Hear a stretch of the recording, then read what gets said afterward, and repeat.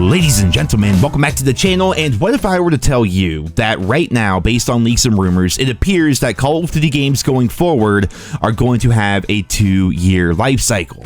I know that sounds kind of crazy, but based on leaks and rumors, it could very well be the situation that we find ourselves in, and I'm honestly all for it, because what we have right now with Modern Warfare 2, the current game, going into Modern Warfare 3, is we're basically getting a giant expansion, and I know some people don't like hearing it being called that. I mean, it's going to be a $70 full premium release, but it's going to have all the original guns here from this game, and everything's going to be carrying over operator-wise and attachment-wise and bundle-wise, and we're going to be getting into this new game that'll have its own guns, but it's going to have all of the original Modern Warfare 2 maps remastered at launch. It's a weird situation, right? We're going into Modern Warfare 3, and we're going to have to see how it plays out, but what if I told you that Treyarch's next game reportedly is going to be the same thing? So based on the leaks that we got here from Bob Network UK, I'm just going to read this out for you guys.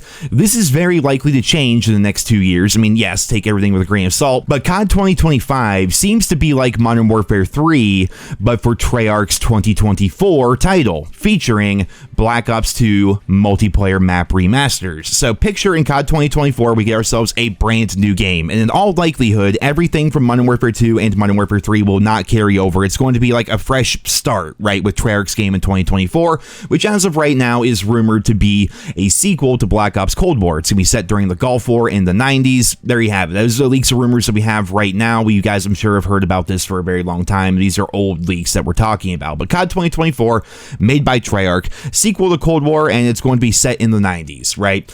It's going to be a fresh start, I would imagine. We're going to have a new game with new maps and new guns and this, that, and the other thing. But then the year after that, in 2025, reportedly, based on what we heard here from Bob Network UK, who has been leaking so many things accurately, they're going to release a game that's going to be similar to Modern Warfare 3, but for Treyarch, you know, where everything in COD 2024 carries over, all the guns, all the operators, all the bundles, all the nonsense, right?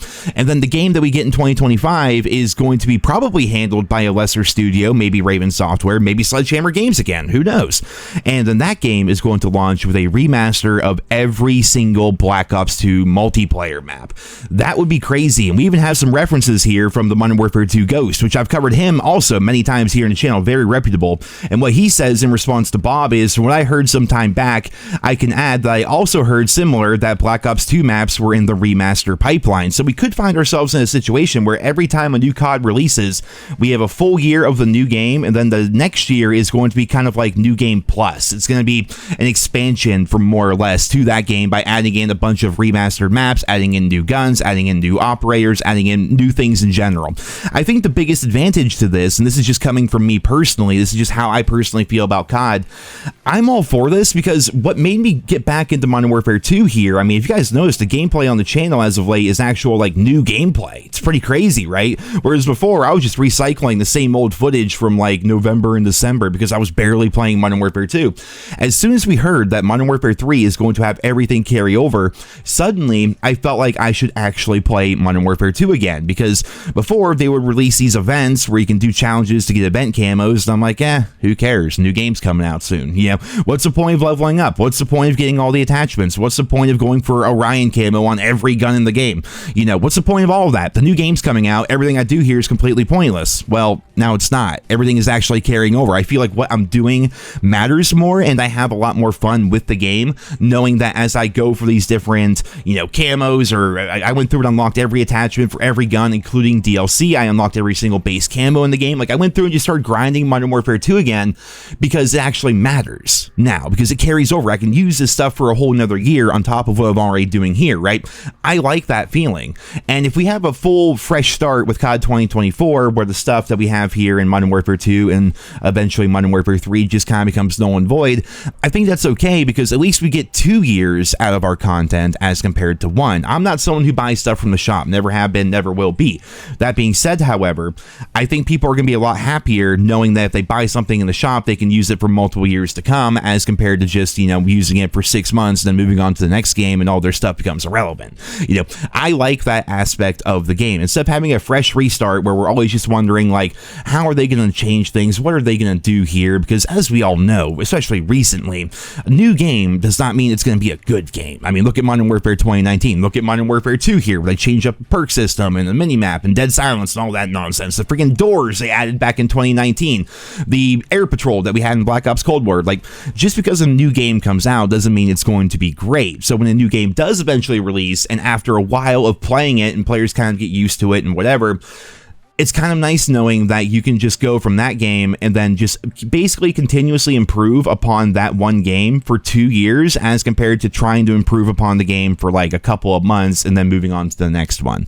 You know, I feel like it gives COD devs more time to work on the game. It gives them more time to polish out the game and react to community feedback, with the exception of Infinity Ward. Infinity Ward just doesn't give a shit. They refuse to acknowledge community feedback, but Sledgehammer is pretty good about that. Treyarch is pretty good about that.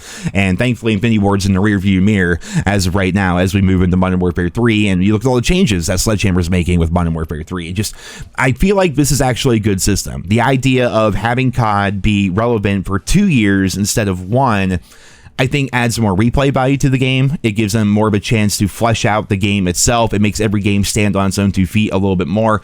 And at the same time, as an old school COD fan, it also gives you the nostalgia tinglies, I suppose, as you go back and get to play on the OG Modern Warfare 2 maps, or in the future now, reportedly, the old school Black Ops 2 maps. I mean, that'd be cool as well. So all in all, I'm pretty for this. I mean, obviously we have a ways to go, and we're gonna have to wait and see how all this is gonna play out. I mean, we're talking about stuff in 2020. For crying out loud. Modern Warfare 3 isn't even out yet. Call of Duty Black Ops 5, Gulf War, whatever they're calling it, isn't even out yet. We're already talking about the game after that, but this may give us a glimpse as to what Activision is actually planning for the COD series going forward, or I guess, Microsoft as well, because they are still taking over the Call of Duty franchise and Activision Blizzard as a whole. So yeah, lots of interesting changes are going to be happening here, which at the end of the day, I said this months ago, and you guys may remember it in a lot of my videos.